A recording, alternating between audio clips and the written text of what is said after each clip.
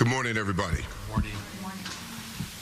First of all, I'd just like to say I'm up here, standing here with Mayor Brandon Johnson, Chief of Detectives Antoinette Ursitti, Chief of Patrol John Hine, the Director of Community Policing Glenn Brooks, also Deputy Mayor of Public Safety Gary and Gatewood, Assistant Deputy Mayor of Community Safety Natasha Scott, and also the Mayor's Chief of Staff Christina Zayas. I'd like to start off to talk about the violence over the 4th of July weekend.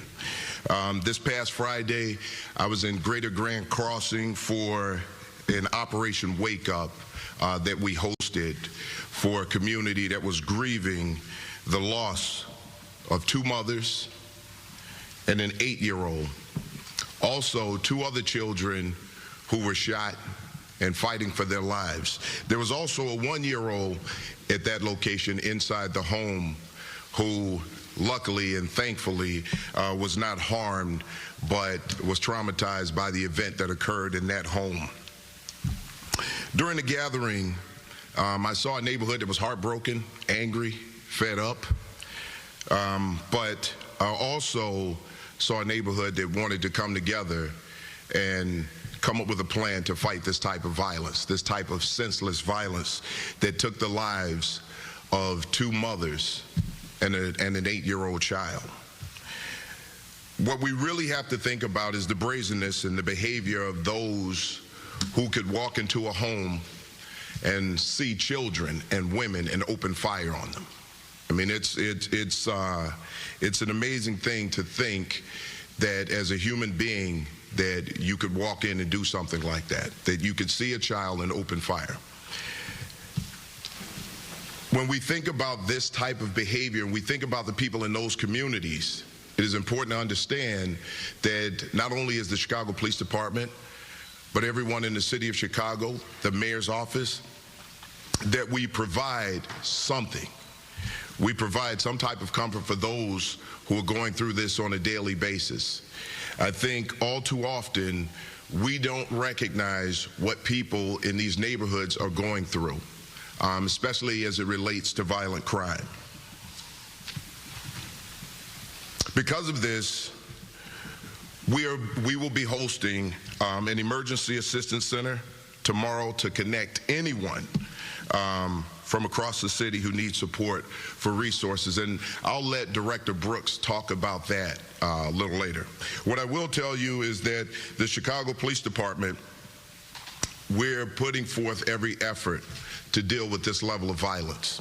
What we have to understand is that when we're looking at this type of violence, we look at celebratory days of the year, the 4th of July and other days like it, where groups come together, large groups gather, and sometimes this violence comes out of petty arguments. People who have been together all day, they come together as a group, they've been drinking, tempers flare, and people decide that they're going to air out their differences through violence, especially gun violence. It's important to understand that and think about the effect that gun violence is having on our communities. Just think about that. Again, children who are being shot in our city. Somebody knows something. Somebody knows who the offenders are in these cases. And it's really important that we work with our communities and that our communities understand that we're trying to work with those communities, because the more information that we get from communities, it's helpful to help us apprehend these individuals who are committing these violent acts. We need to take these people off the street, and we need to keep them off the street so that they don't reoffend, so that they don't destroy other families. We have to really stop and think about the mindset of someone who will shoot a child a helpless child, an unarmed mother,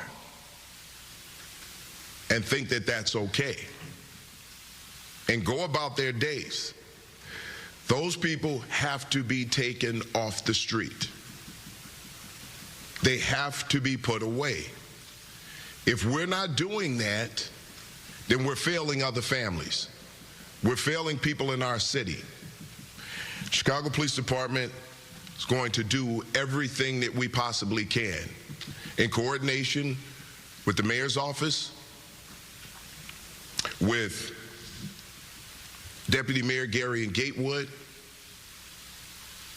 and the Office of Public Safety. What we want to do is make sure that we provide all the services that we can, but we also want to prevent this type of behavior.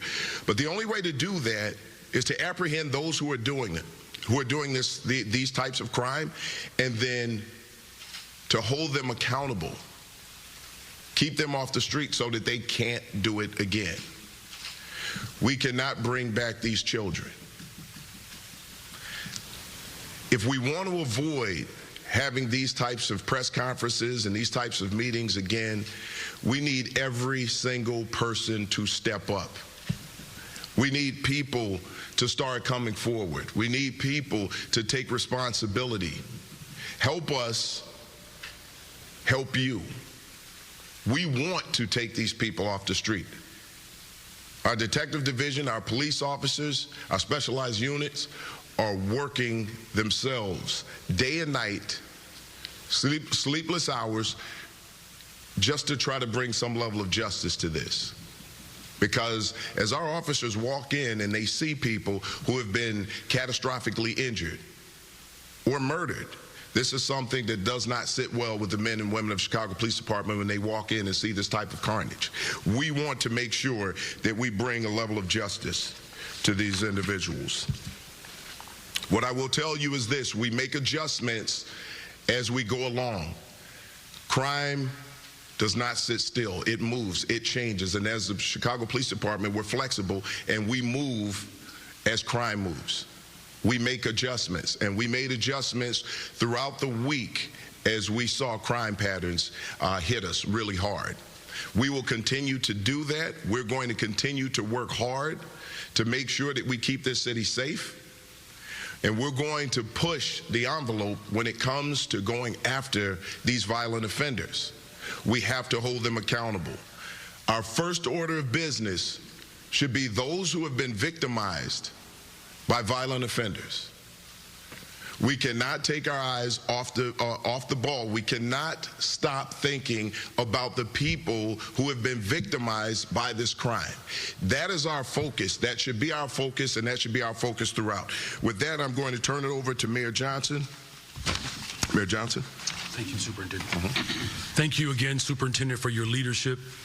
Today, I stand here today heartbroken. Over 100 people have been shot in this city. 19 people have been killed this holiday weekend. But these are not just numbers on pages. These are not just headlines in the news. No. These are our fellow Chicagoans. They're our neighbors, our family members who've lost their lives. These are 19 families whose lives are forever altered. And 19 families who woke up this morning without a son, without a daughter, without a mother, without a father, without an aunt, without an uncle. Over 100 people whose lives will never be the same. Whose next chapter in life is recovery and healing from this violence.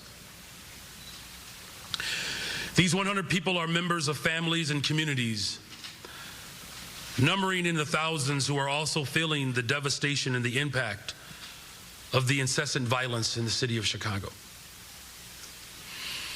I know all too well how this shows up, as I've often encountered the trauma in my classroom with my former students after a violent and horrific weekend. As a father raising a family on the west side of Chicago, this violence we are seeing hits very close to home. This This violence plaguing our community, it is deeply personal. This is not about just simply tallying our pain. This violence that happened this weekend did not happen in a vacuum, however. No, it didn't. We are standing here today talking about a violent weekend because of generations of disinvestment and deep disenfranchisement in the exact communities where so much of the violence is taking place. But we are here to say emphatically that this is enough. It's enough. When this reckless violence ravages across our city at this magnitude, we are losing a piece of the soul of Chicago. And it deeply pains me to admit that, but it is true. But I will not stand idly by. We will not be passive in this moment. We need to ensure that we are holding every single individual accountable for the pain and trauma and the torment that they have caused in this city. And there will be consequences. There will be consequences for the violence. We will not let criminal activity ruin and harm our city.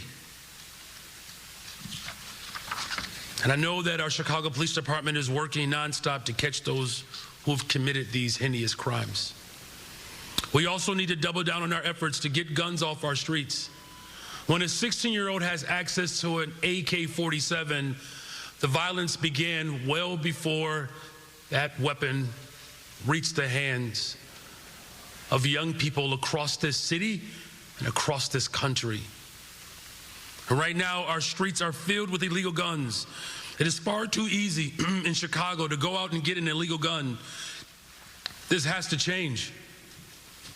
And I know our federal partners at the Crime Gun Information Center will continue to work hand in glove with the Chicago Police Department to track crime guns and hold people who are choosing to wreak havoc on my streets accountable. And finally, I want to announce that I have personally taken steps to ensure that our city is getting all of the resources that it needs from the federal government. And prior to this weekend, my administration took the necessary steps to prepare for what has been historically violent weekends